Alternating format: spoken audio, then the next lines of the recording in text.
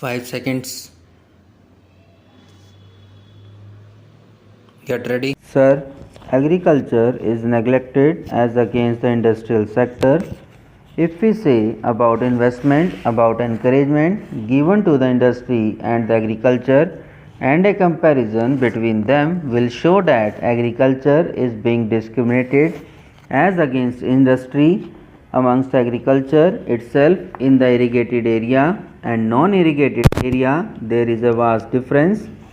All benefits like fertilizers, subsidy and cooperative credit, all these benefits which are supposed to be given to the agriculturist are supplied to the irrigated sector, and the agriculturists there alone get those benefits. In non-irrigated area where the agriculture is rain-fed or where it is all dry land, farming they are not properly treated, they are not being properly looked after. The government is totally negligent so far as that sector is concerned.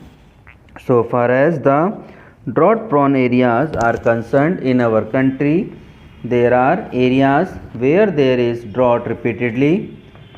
In some states they had drought once, twice or even continuously for some years, and now in Maharashtra, Karnataka and in some other parts of the country there has been drought repeatedly, no once or twice but continuously every year. But the government has not done anything but it should have done there. The government of Maharashtra has asked for 150 crores.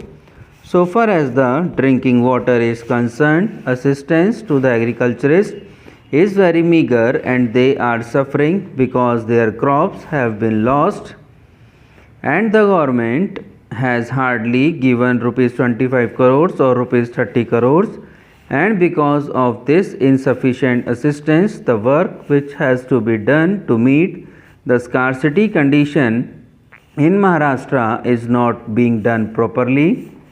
I would urge upon the government that this should be looked into and permanent measures to remove these conditions in those drought prone areas should be taken.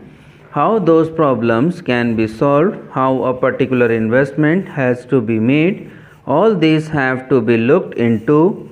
Certain allocation has to be made because in these drought prone areas the allocation has to be made because in those drought prone areas the allocations are very sacrifice. This is not fair. Unemployment problem has been discussed at length here, so I will not say much about it, but the Honorable Prime Minister has said in his budget speech that computerization is going to help reduce unemployment. I myself do not understand this argument. I have discussed this matter with many of our friends. I urge upon the members of the ruling party and the government to explain this factor as to how it is that computerization is going to help reduce unemployment. It can be argued that we will produce more and so more people will be employed, then there will be more production and jobs. Here I would like to point out that so far as the production is concerned, the production is already in plenty. It is a very good to give a clarion call to produce more. The Honorable Prime Minister is very much interested in more production.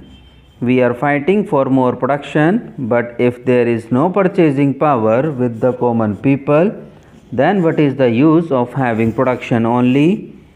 Now cloth is available in the market in plenty, grains are available in plenty,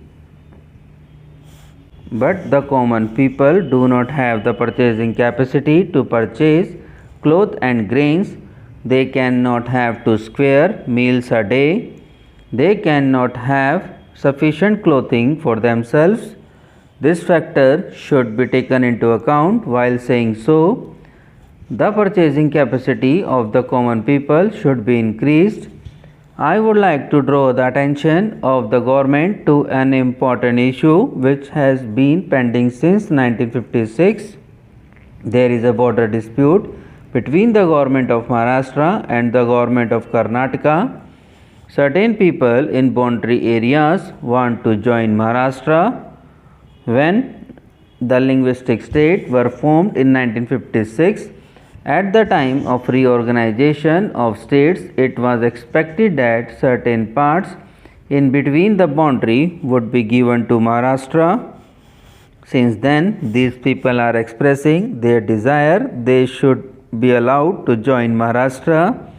So far as democracy is concerned, in democracy, the will of the people is more important. Since 1956, in all elections, they have expressed their desire by winning the elections to join Maharashtra, but till now justice is being denied to them. About drinking water, government has again said that there is not sufficient drinking water so far as thousands of villages are concerned.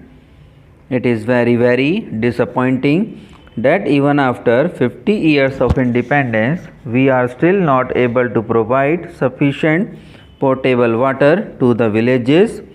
For bigger cities like Bombay, drinking water is being brought from hundreds of miles by laying big pipes. But so far as villages are concerned, they are being neglected. In Maharashtra, more than 25,000 villages are suffering from want of potable water. Even in rainy season, there are hundreds of villages where water has to be supplied through tankers.